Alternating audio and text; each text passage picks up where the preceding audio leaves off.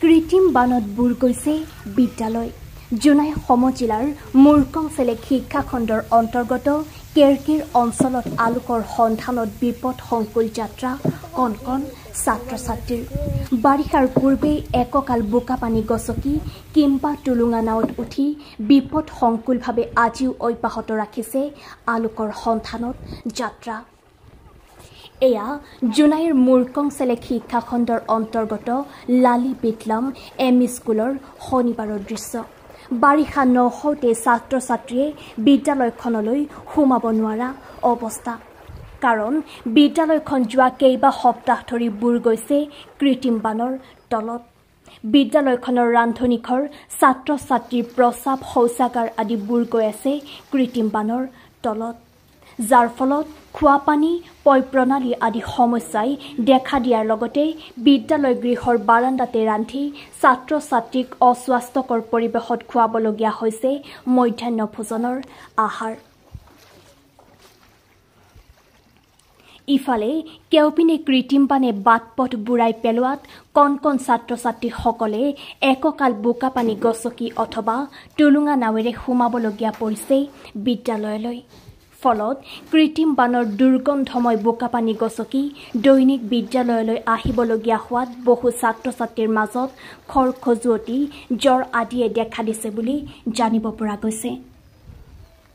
জানিব পৰা মতে বান খহনীয়া প্ৰতিৰোধৰ বাবে লালি চিয়াংনৰ পাৰত দিয়া মথাউৰিৰ বাবে আবদ্ধ হৈ থকা কৃত্ৰিম বানে এনেদৰে বুৰাই পেলাইছে বিদ্যালয়খনৰ লগতে হৰিপুৰ মিচিং কেৰকেৰ নলনি পাম গাঁৱৰ বহু পৰিয়ালৰ ঘৰ ভেটি কৃষিভূমি। সেয়ে বিদ্যালয়খনৰ কণ কণ ছাত্ৰ ছাত্ৰীৰ ভৱিষ্যতৰ কথা চিন্তা কৰি লালি বিটলাম এম.ই. স্কুলখন অন্য ওখ নিৰাপদ স্থানলৈ হস্তান্তৰ কৰি দিবলৈ অসমৰ মুখ্যমন্ত্ৰী, শিক্ষামন্ত্ৰীৰ লগতে স্থানীয় বিধায়কক আহ্বান জনাইছে বিদ্যালয়খনৰ ছাত্ৰ ছাত্ৰীৰ লগতে শিক্ষকসকলে। নিউজ ডেস্ক ৰিপৰ্ট, জোনাই বাৰ্তা।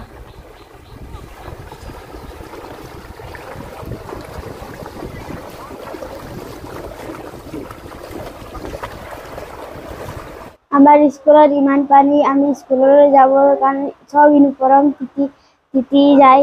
স্কুললৈ আহোঁতে আমাৰ ৰাস্তা বুলিবলৈ একো পানীয়ে, ৰাস্তাটো পানী, চবতে পানীয়ে পানী, ইমানলৈকে পাই পৰি যায়, ইউনিফৰ্ম তিতি যায়, কিতাপো তিতি যায়। আমাৰ স্কুললৈ আহিবলৈ ৰাস্তা পদূলি বুলিবলৈ নাই। আমাৰ স্কুললৈ আহিতে পানী ইমান ইউনিফৰ্ম ভিজি যায়। ইয়াত এনেই বাৰিষাত কিমানলৈকে পানী পায়? ইয়ালৈকে পায়।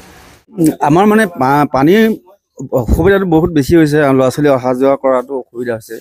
পানী সিহঁতে মানে তিতি বুৰি আহে আৰু মুঠতে কিছুমান এনে খজুলি হৈছে, বেমাৰো হৈছে। কালি 2জনমান গৈছেগৈ এনেকৈ ছুটিলৈ, আজি 5জনমান গৈছে। গতিকে উপায় নাই, পানী ৰ'দ দিলেতো গোটেইখিনি ল'ৰাই বেয়া হ'ব নেকি। সকলো ফালৰ পৰা অসুবিধা। আমাৰ দেখিছে লেট্ৰিন হেৰি নাই, ডুবি আছে, পাকঘৰ ডুবি আছে, বাৰাণ্ডাতে 2দিনমান এনেকৈ ভাত বনাই দিয়া হ'ল। আৰু এতিয়া সেই পানী খাব হ'লেও ল'ৰা দূৰলৈ যাবলগীয়া হয়। প্ৰস্ৰাৱ পায়খানা কৰিব হ'লে সেই আলিলে 300 মিটাৰ হাবিলৈ যাবলগীয়া হয়। অসুবিধা, সকলো ফালৰ পৰা অসুবিধা। আমি এতিয়া অসম চৰকাৰৰ বিভাগীয় কৰ্তৃপক্ষক এইটোৱে জনোৱা হৈছে যে আমাক এটা নিৰাপদ স্থানলৈ স্কুলখন স্থানান্তৰ কৰিব লাগে। আচলতে আমাৰ ইয়াত বানপানীৰ সমস্যাটো এনেকৈ হ'ল, আমাৰ পুৰণা আলিটো আমাৰ ফ্ৰণ্টত আছিলে। তাৰপিছত এই বছৰ এই নতুন আলিটো মাথাউৰিটো এনেকৈ পিছফালে বনাই দিলে, তাৰ পানীটো ব্লক হৈ গ'ল। মানে পানীটো ব্লক হোৱাৰ কাৰণে আমাৰ স্কুলটো এতিয়া বানপানী হৈ আছে। সেইকাৰণে বানপানী হোৱাত আমি এই ৰান্ধনীঘৰ, আমাৰ পেচাব পায়খানা ঘৰ গোটেই মানে ডুবি আছে। গতিকে ভাত পানীও বনাবলৈ আমাৰ অসুবিধা হৈছে। ল'ৰা ছোৱালী লেট্ৰিন যাবলৈও মুস্কিল হৈছে।